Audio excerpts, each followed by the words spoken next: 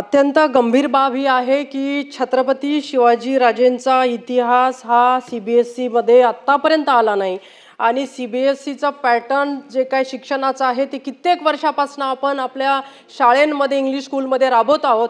परंतु तरीही आजपर्यंत ह्या सगळा अभ्यासक्रमामध्ये छत्रपती शिवाजी राजे येत नाहीत। ही फार मोठी गंभीर बाब आहे सभापतीजी आणि मी निषेध व्यक्त करते या सगळ्या गोष्टीचा की आतापर्यंत छत्रपती हे संपूर्ण अभ्यासक्रमामध्ये भारताच्या जायला पाहिजे होते, गेले नाहीत।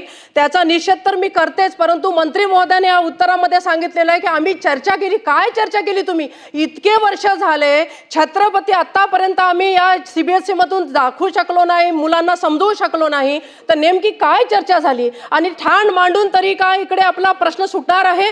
सगळ्यात महत्त्वाचं आहे की केंद्र आणि राज्यामध्ये आपलं हिंदुत्वाचं सरकार आहे। आपण या ठिकाणी छत्रपती शिवाजी महाराजांचं नाव घेतल्याशिवाय महाराष्ट्रामध्ये कुठल्याच गोष्टीची सुरुवात करत नाही आणि मग छत्रपती शिवाजी राजे आपण त्यामध्ये सहभागी करू शकत नाही। खेदाची बाब आहे। आणि किती दिवसामध्ये तुम्ही ठाण मांडणार आणि किती दिवसामध्ये ठाण मांडून त्या ठिकाणी पाठपुरावा करून अभ्यासक्रमामध्ये समाविष्ट करणार? कारण धर्मेंद्र प्रधान जी त्या ठिकाणी मंत्री आहेत आणि मला माहिती आहे ते पण एक उत्कृष्ट काम करणारे मंत्री आहेत। आपण पण या ठिकाणी राज्यमंत्री म्हणून चांगलं काम करतायत आणि मला अपेक्षा आहे की पुढच्या काळामध्ये एक शिष्टमंडळ घेऊन जाऊन आपण त्या ठिकाणी सगळा पाठपुरावा केला पाहिजे। काय आपण यावरती करणार? तात्काळ या ठिकाणी आपण त्या संदर्भामध्ये पॉझिटिव्ह उत्तर आम्हाला द्यावं।